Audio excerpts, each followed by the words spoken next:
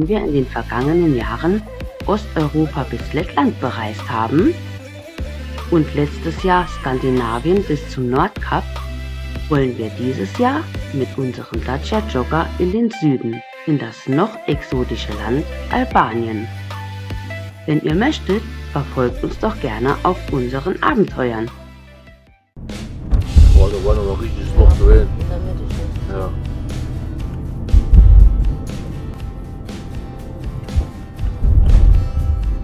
Also in Sachen Müll scheint sich in Albanien doch sehr viel zu tun. Man sieht hier alle paar Meter einen großen Müllcontainer stehen. Die Fahrerei gestaltet sich doch ziemlich anstrengend und wir haben jetzt ja beschlossen, alle halbe Stunden Fahrerwechsel zu machen. Anders geht's nicht. Ja, zumindest mal bis wir hier jetzt aus diesem engen Bereich an der Osum-Schlucht draußen sind. Ne? Ich denke, nach Berat geht es dann wieder besser. Ui, ja, hier haben wir wieder ein richtig schöner Rad. Das haben wir noch gerade einen Unfall gesehen. Jo, Gott sei Dank noch Blechschäden. Aber hier in Albanien muss man wirklich mit allen Sinnen beim Fahren dabei sein. Hinter jeder Kurve kann ein Hirte stehen mit seiner Schafhirte. Was wir eben schon hatten. Was wir schon hatten, ja. Oder ein riesengroßes Schlagloch, das eventuell sogar zum Achsenbruch führen könnte. Aus dem Canyon sind wir jetzt da draußen. Wir sind jetzt 18 Kilometer vor Berat. Da versuche ich wieder mein Glück mit der Mini 2, weil das hat beim ersten Mal nicht geklappt. Sie hat immer Störungen angezeigt, nicht mit der Fernbedienung verbunden. Was das ist, keine Ahnung. Ich denke, die war überhitzt gewesen. Es war 35 Grad im Durchschnitt. Jetzt sieht man oberhalb schön die Olivenwälder. Ja, wir haben die Mini 2 jetzt am Fußraumlein und dann kühlen sie mit der Klimaanlage. Und dann tun wir mal, dass es dann besser klappt. Ne? Bin nicht ab in die Tour. Genau. Wir fahren jetzt in der einen Berat, die Stadt der 1000 Fenster. Oben sieht man die Burg von Berat, die wir leider nicht besuchen können, weil uns eben die Zeit dazu fehlt. Noch einmal, 3,5 Wochen ist zu wenig, um ganz Albanien zu erkunden. Aber von hier aus haben wir so schon einen sehr schönen Blick auf Berat. Und jetzt weiß man auch, warum diese Stadt die Stadt der 1000 Fenster heißt.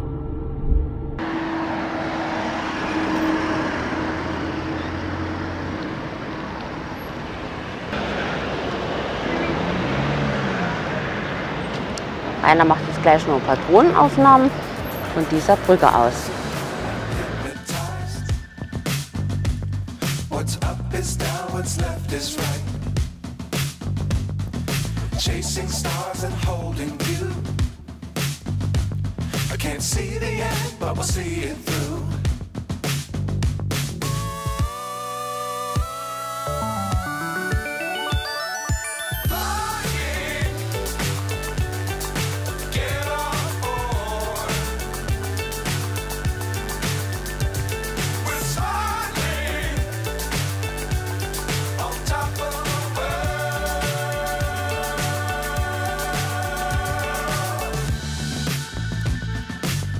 Times don't fly too high. Be sure to keep the ground in sight. Fly forever if you keep it tight. Jetzt gehen wir wieder über die Brücke von Berat. Und jetzt haben wir noch vor, in der Altstadt eine Tasse Kaffee zu trinken.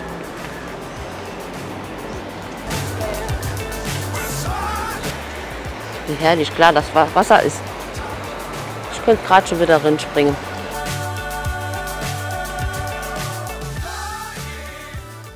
Heute können wir die Stadt der 1000 Fenster auch mal richtig genießen. Ne? Wie wir das erste Mal hier waren, da war es so bitter heiß, wir haben keinen Parkplatz gefunden.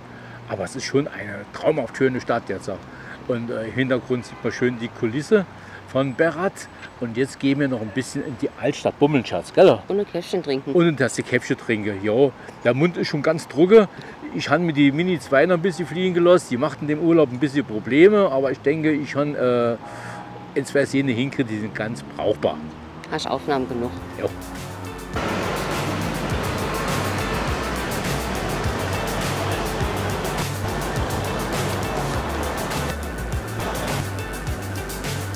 So, wir laufen jetzt hier über den Boulevard.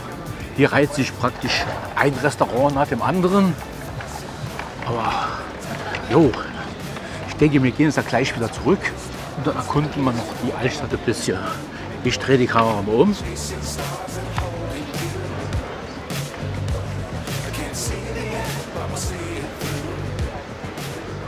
Jetzt sind wir schon. Hat schon nass geschwitzt? Ja, das ist richtig heiß. Jetzt haben wir uns hier ein kleines Kaffee zurückgezogen, genießen das also erstmal noch einen Kaffee. Und dann stöbern wir noch ein bisschen weiter in Berat in der Altstadt. Ne? Mhm. Okay. Jo, jetzt haben wir für die 2 Tassen Kaffee und 2 Gläser Wasser nicht ganz 2 € bezahlt, 200 Leck. Aber man muss auch dazu sagen, wir sind in einer kleinen Seitenstraße. Und man kann schon sehr viel Geld sparen, wenn man ein klein bisschen von den Touristenrouten abweicht und nochmal in eine Nebenstraße reingeht. Und urischer ist es auch. Und urischer ist es auch. Nur mal so ein kleiner Tipp zwischendurch. Jetzt sind wir gleich in der Altstadt. Im Hintergrund sieht man schon so antike Ruinen. Berat ist eine sehr alte Stadt. So, gehen wir mal gucken, ne? Jawohl. Überall gehen hier schmale Gässchen ab. Schöne enge Gässchen, ne? Mhm. Oh ja. Da fühlt man sich ja richtig nochmal in die Vergangenheit zurückversetzt. Das hast du gut. Dangerous times don't fly too high. Be sure to keep the ground in sight. Fly forever if you keep it tight. Love the world and keep the sky on your mind.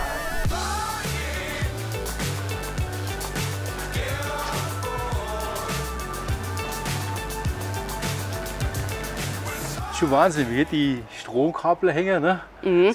Sieht schon sehr abenteuerlich aus. Ja.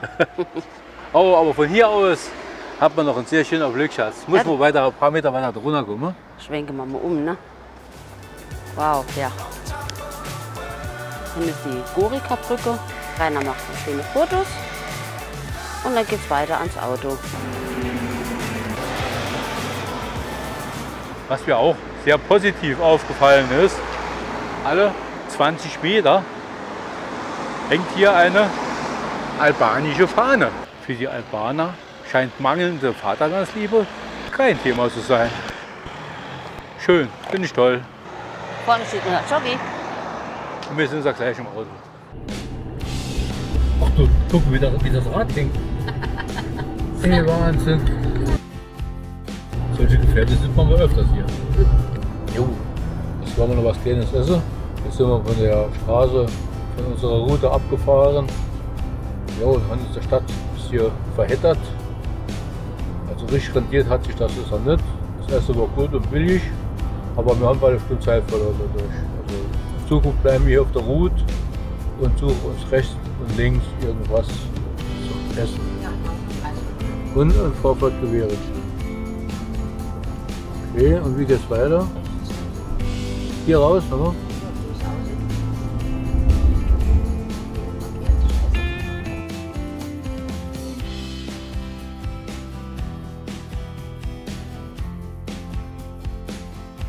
Nach einer anstrengenden Fahrt an der Osenschlucht sind wir jetzt wieder in Skopje angelangt. Wir laufen jetzt hier einen Campingplatz an und da gedenken wir auch dann mal 2 oder 3 Tage zu bleiben. Auch das ist Albanien.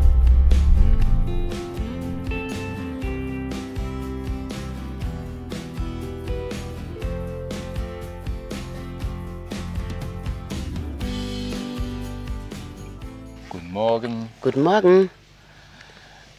Wir sind jetzt vor 3 Tagen hier an dem Lake Skotra Resort, ein Campingplatz, angekommen. Der ist bei Skotra, wenn ich das richtig ausspreche. Wir kamen von der Osamschlucht, sind ungefähr 170 Kilometer gefahren in 5,5 Stunden.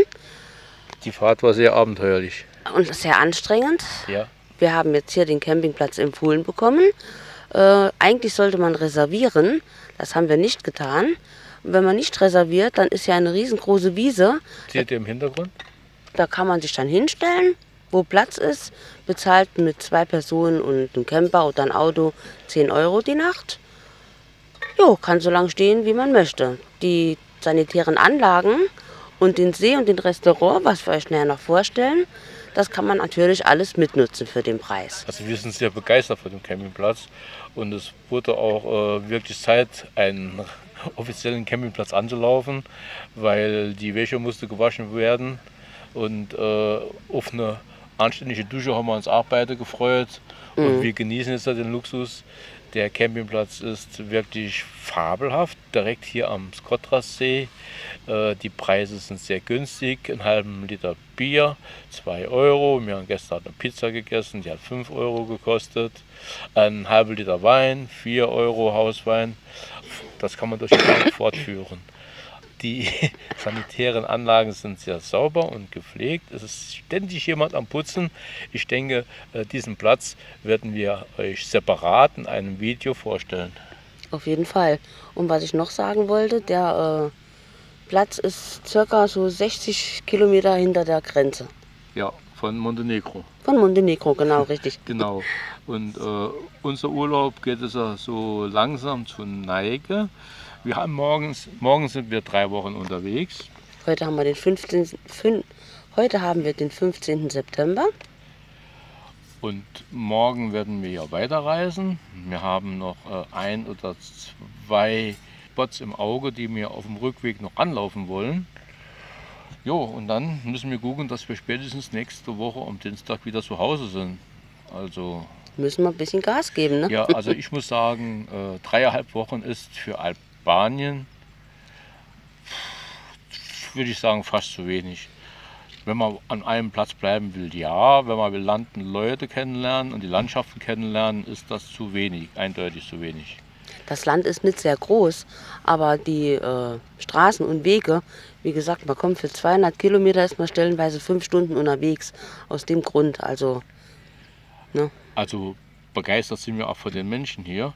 Uns wurde immer geholfen, die Leute waren immer freundlich und zuvorkommend.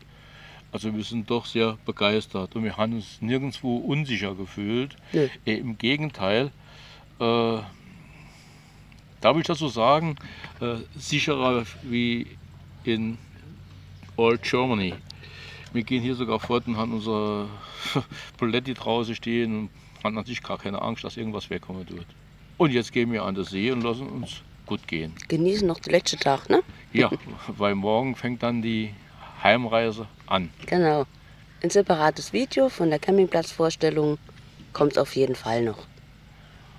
Okay, mal eine kleine Zwischendurch irgendwo von uns. Bleibt gesund, bis dann. Bis dann, tschüss. Tschüss.